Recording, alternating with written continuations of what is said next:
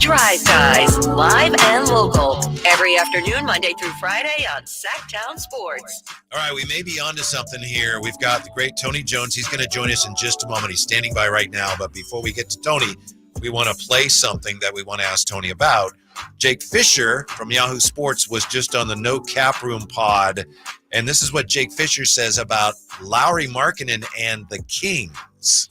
The Sacramento Kings, to my knowledge, earlier this week were close to a deal. I do think that based off of conversations I've had. Really? I do. I can't say more than that, but there were calls made to people around the NBA that would have indicated that talks have been legitimate there. And it just, look, like we've written about this. That was Jake Fisher doing his best William Shatner impersonation, if anybody remembers William Shatner. But what does that all mean? Well, nice enough to join us, Drape's buddy, senior writer for The Athletic, covering the Utah Jazz, Tony Jones. How are you, Tony? I just want to say thanks for introducing me to Pop. I appreciate that. That's much appreciated. Okay. Yeah, that's what we do here, big fella. That's what we do. I'm just saying, like, listen, it's all about you. I was really liking that. No, we didn't choose that just for you. It's a coincidence, big fella. I don't run the boards too. Now, if I did, I probably would have chosen it just for you. But my boy Kyle behind the board. Tony, what's up, man? What's happening? Is Markkanen getting traded? Should I go pick him up at the airport here in Sac? Tell me what's happening, big fella. Okay, so let's address Jake. I love Jake. I think that he's one of the best in the business. So I'm not gonna, I'm not gonna comment on what he said one way or the other. I will say this: Sacramento's very interested. Sacramento has what the Kings think is a strong offer on the board. But at the end of the day, the only thing that matters is what the Jazz think. And in Utah's stance on Lowry is the same, and it has been the same for a long time. Like, we don't want to trade Lowry, so you're going to have to make us trade him. And I know that there's been a lot of noise the last few days, and and that's because teams have ramped up, right? Like they've ramped up offers. They've actually put tangible offers on the table. Like Sacramento has a tangible offer on the table. The Golden State Warriors have a tangible offer on the table. The San Antonio Spurs, they've expressed a lot of interest, and in all, to my knowledge, 20 teams around the league have called one way or another about Lowry in the offseason for the Jazz. So, I mean, interest obviously is there. Obviously, the noise is there. It's just a matter of, does it meet Utah's threshold? And it's going to be a very, very high threshold to have to meet to get the Jazz to trade him. Tony Jones, nice enough to join us. So if you could, Tony, as far as you understand it, where is it right now then? Are the Jazz mulling these offers? Are teams waiting to hear back? Are teams still kind of bidding against each other, maybe upping these offers? Where, as far as we know, actually is it right now? If you're the Kings, you waiting to hear back, or where is it from their standpoint? Yeah, I mean, I think the Jazz are, first of all, here's the thing. The Jazz are trying to figure out which way they want to go. Mm-hmm. And, the day before the draft, a couple of days before the draft, they were really in on Mikal Bridges. And if they had gotten Bridges, they believe that there was something in free agency for them to do that would have been substantial. So their first choice and, their first focus for the last month has been finding ways to improve the roster. So, they haven't done anything in free agency right now. I mean, unless we're just going gaga over Drew Eubanks. And, they're trying to figure out, okay, do we continue to try to improve the team, or do we look at this loaded draft class of 2025 and we look at our own first round pick, which is top 10 protected, in ode to Oklahoma City, and try to figure out a way to get into that top 10. My guess, knowing that they weren't able to get Bridges, that there's really nobody substantial outside of Brandon Ingram on the trade market. There's really nobody substantial on the free agency market. My guess is that they pivot towards internal development and playing the kids, and they have a lot of kids. And if they do that, with or without Lauri Markkanen, they're going to be terrible next year. Like, they're going to be, worse than the Western Conference bad, outside of Portland. So I think they have to figure out which way they're going to go there. And, and then they have to figure out is what's on the table for Lauri Markkanen. Is it enough to make us pull the trigger, or do we just keep him and renegotiate and extend his contract, and then, potentially just kick the can down the road a little bit? What do you think Danny is looking for? Is it sort of a Godfather offer like Mikal Bridges? And did that trade with the Knicks sort of signal, what Markkanen's value might be around the league? They're looking for the offer that makes them say, wow, okay, you know what? Before I get into this, all right, Kyle, like, let's say, before our married days, we bought home somebody that the family did not approve of. Yeah. Right. So let's say we bought, me or you, we're, before our married days, we bring home somebody the family didn't approve of. We're at the cookout, and our inebriated uncle, everybody's saying, yeah, I don't like that person. I don't like that person. I don't like that person. But the inebriated uncle is like, yeah, but she is fine. Right? We all got that one uncle, right? It almost sounds like you're speaking from experience. Yeah, we got that one uncle at the cookout. One uncle was like, man, she is fine, though.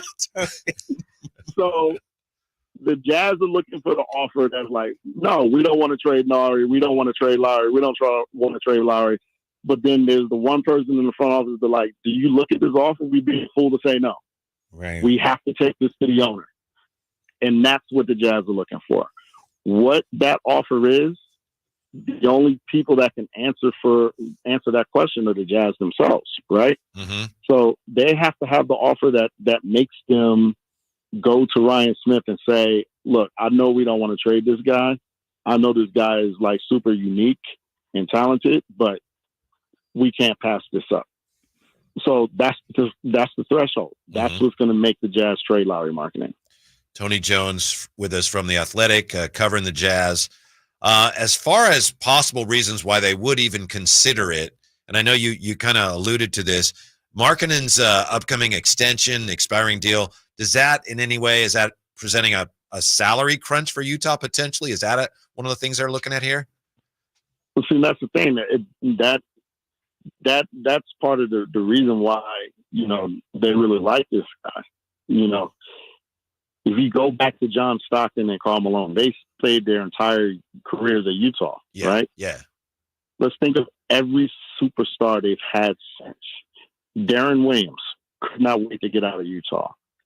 Carlos Boozer could not wait to get out of Utah. Rudy Gobert wanted to stay in Utah, but he was a center that was making $41 million a year. Had to trade him. Donovan Mitchell could not wait to get out of Utah. Gordon Hayward could not wait to get out of Utah.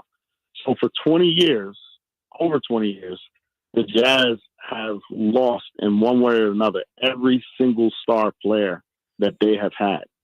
Lauri Markkanen is the one that wants to stay. He's the one that wants to be there.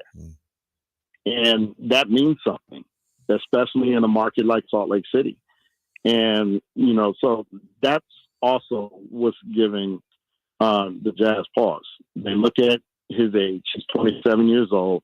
They look at his style of play. He plays a little bit. I don't want to be sacrilegious by saying this, but he plays a little bit like Dirk Nowitzki. So, he's theoretically going to age pretty well. You look at him and you say, hey, even if we're on a really youthful timeline, he's still going to be Lauri Markkanen by the time we get good again. So the age isn't a factor. And that all of that goes into why the Jazz have this huge threshold that teams are going to have to meet if they want to trade for him. Our guy Tony Jones of The Athletic joining us. Tony, we're not going to talk about your basketball game today. We already put that under the microscope, big fella. I'm not going to go there right now. But, I'm interested in our guy John Collins. Is there a market for him? Any talks about him? Also Clarkson. What are those guys doing? I mean, if you're interested in Jordan Clarkson and John Collins, call the Jazz up by all means. I mean, I haven't heard anything with John. I'm kind of surprised that I haven't heard anything with Jordan. I would have thought that there would be a lot of interest for Jordan on the market.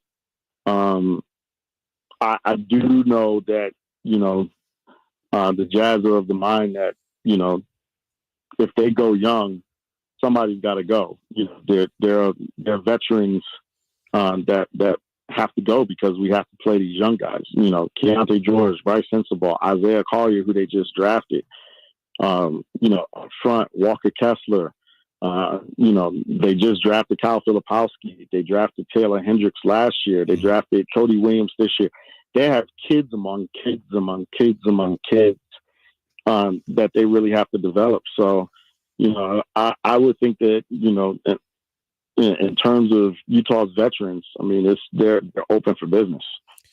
Tony, I'm going to ask you a question that we could probably spend an hour on, and I know we don't have that much time. I appreciate that. But just hypothetically here, you mentioned that right now Sacramento and San Antonio and the Warriors have substantial offers on the table. Based on your knowledge of Lowry, you know him like few do, and I know you don't cover the other teams, but obviously you know the NBA. Of those three teams, which of those do you think would be the best fit for Lauri Markkanen's game? I think that's the beauty of Lowry. You could put him on all three teams and they'd be amazing. Mm-hmm. Like, that's the beauty of him. Yeah. You can play him at the 3, you can play him at the 4, you can play him at the 5. He's going to shoot 40% from 3 on 8 attempts a game. He plays above the square. He's an apex finisher. He's an apex rebounder. He's improved off the dribble. He's improved his isolation game. To me, I think he's one of the most unique guys in the NBA. I mean, there's just not many 7-footers that play offense like this guy. I think probably, if you put him with Wemby, that's unfair. You're making San Antonio great 5 to 10 years. I think if you put him with Golden State, you're making Golden State for the next 2 to 3 years a title contender. Wow. Because you look at that, you look at the movement in that offense, and you look at the gravity that Stephen Curry has, and you look at Lauri Markkanen, he's going to get a ton of open looks. And then if you put him with Sabonis, and you have him running DHOs, and you have De'Aaron Fox on the other end, and Malik Monk, they're going to score 125 points a game. The question is going to be, can they stop anybody? Mm-hmm. And if you put, I'll tell you this: Sacramento's not putting Keegan Murray in any deal. I was going to ask you. I've gotten that from a number of sources, and so if you hypothetically put Lowry with Sacramento, you're putting them with Keegan Murray, you're putting them with De'Aaron Fox, you're putting them with Malik Monk. That's one of the best shooting teams in the league, and one of the best floor spacing teams in the league. It's so, the Jazz know this, and they know that, wherever they trade them, they're making that team really good. And that's just another reason why the threshold is so high at this point. Tony Jones, The Athletic, joining us on the Drive Guys, Sactown Sports, 1140.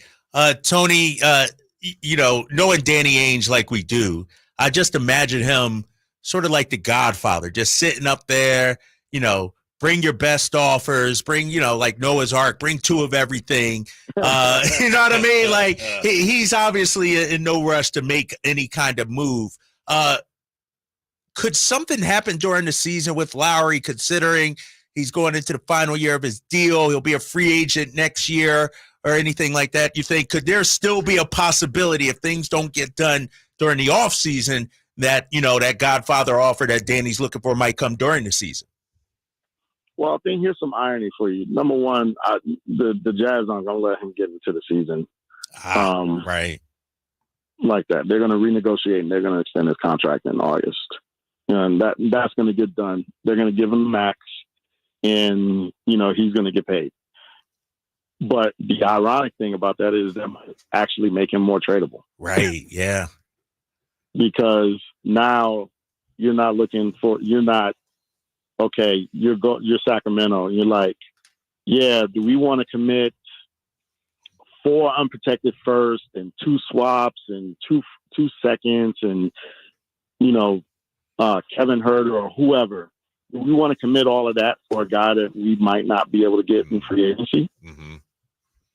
As opposed to, yeah, this guy has a 4-year deal. Let's go out and let's get him. Because, we got him. We're going to have him for 4 years. And so I don't, even if, the Jazz keep Lowry and renegotiate and extend his contract, I honestly don't expect the chatter to die down because, it just makes him a little bit more tradable. Right now, it's a little easier because you only have to get to $18 million because that's what he makes, as opposed to you'll have to get to a bigger number. But you get to the bigger number, then you got the years. Mm-hmm. And now you have Lauri Markkanen through his prime. So I expect unless the Jazz keep them until they're like really good, until they're not trading this guy. I don't expect the chatter to die down. So Tony, pardon me if this is a misread, but if he might be more valuable if he signs, wouldn't Danny want to sign him knowing that then the price would go up? Or does the fact that right now he's not making that big money kind of counteract that?